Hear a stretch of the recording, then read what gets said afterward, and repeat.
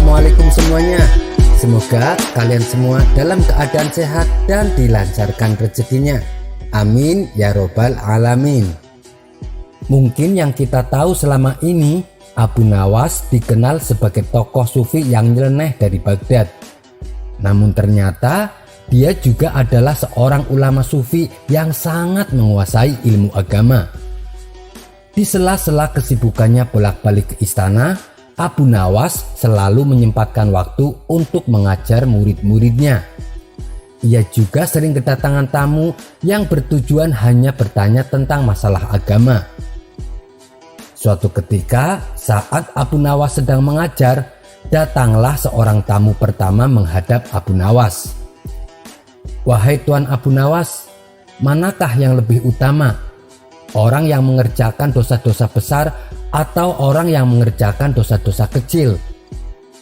Abu Nawas menjawab, "Yang lebih utama adalah orang yang mengerjakan dosa-dosa kecil."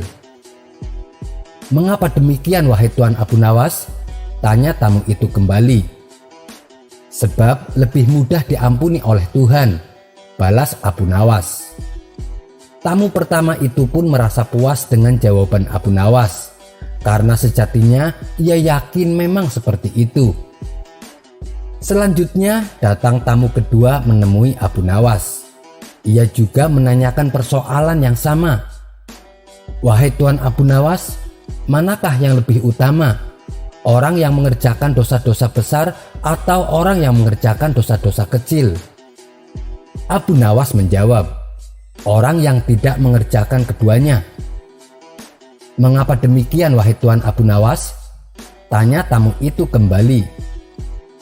"Dengan tidak mengerjakan keduanya, tentu tidak memerlukan pengampunan dari Tuhan," jawab Abu Nawas. Tamu kedua itu pun bisa menerima dan memahami atas jawaban Abu Nawas itu. Tidak lama berselang, datang tamu ketiga menemui Abu Nawas. Tamu tersebut juga menanyakan hal yang sama. "Wahai Tuan Abu Nawas, manakah yang lebih utama?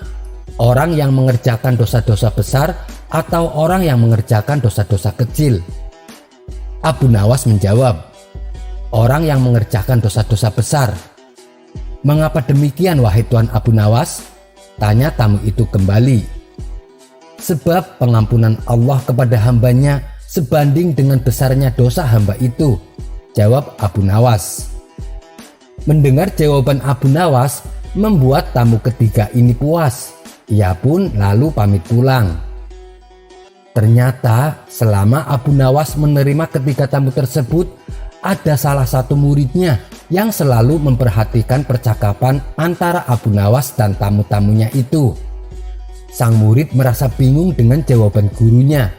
Kenapa satu pertanyaan yang sama tapi jawabannya berbeda-beda? Karena merasa penasaran, ia pun memberanikan diri menanyakan hal itu kepada Abu Nawas selaku gurunya.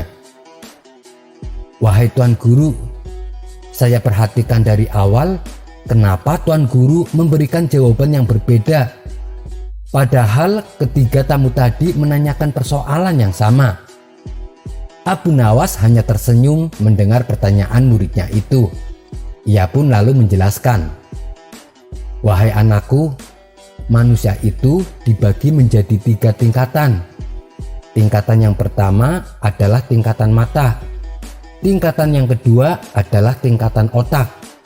Dan tingkatan yang terakhir atau tingkatan yang ketiga adalah tingkatan hati. Adapun tamu yang pertama datang tadi, tingkatannya adalah tingkatan mata." "Wahai Tuan Guru, tingkatan mata itu apa?" tanya si murid penasaran. Abu Nawas menjelaskan, "Tingkatan mata ibarat anak kecil yang melihat bintang di langit. Ia mengatakan bintang itu kecil karena ia melihatnya hanya menggunakan mata. Sedangkan tamu kedua yang datang tadi, tingkatannya adalah tingkatan otak." "Tingkatan otak? Apa itu tingkatan otak wahai Tuan Guru?" tanya si murid kembali. "Tingkatan otak ibarat orang pandai yang melihat bintang. Ia pasti akan mengatakan bintang itu besar karena ia memang memiliki pengetahuan. Jawab Abu Nawas. Dan tamu yang terakhir datang tadi atau tamu yang ketiga, dia tingkatannya adalah tingkatan hati. Lanjut Abu Nawas. Lalu, apa itu tingkatan hati wahai Tuan Guru? Tanya si murid semakin penasaran. Tingkatan hati ibarat orang pandai dan mengerti yang melihat bintang di langit. Ia tetap akan mengatakan bintang itu kecil, walaupun ia tahu bahwa bintang itu sebenarnya adalah besar. Karena bagi orang yang mengerti, tidak ada sesuatu apapun yang besar, melainkan dengan kemahabesaran Allah Subhanahu wa Ta'ala. Jawab Abu Nawas. Setelah mendengar semua penjelasan gurunya itu, si murid menjadi paham kalau gurunya memberi jawaban sesuai dengan kapasitas si penanya. Itulah kenapa satu pertanyaan menghasilkan 3 jawaban yang berbeda. Sekian dulu perjumpaan kita kali ini. Sampai bertemu lagi di kisah selanjutnya. Terima kasih yang sudah subscribe dan setia menonton channel ini. Wassalamualaikum warahmatullahi wabarakatuh.